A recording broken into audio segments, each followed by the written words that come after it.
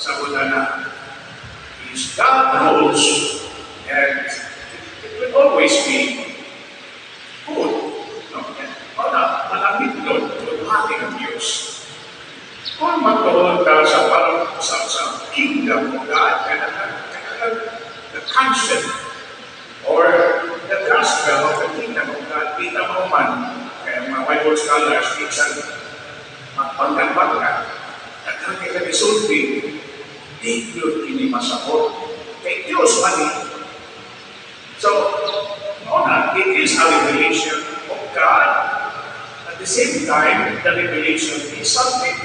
Kung sa iyong isulti, may tungkol sa iyong pagkalimon, o resulta sa pagkalawasan.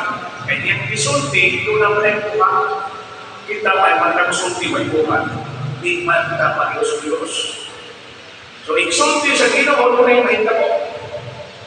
Kung yung mahita mo, ako ang kaliwasan. So, kung natin sa revelation of the nature of God and revelation that affects o resulta sa atong kaluwasan. Kung ang mahita mo, ang langit.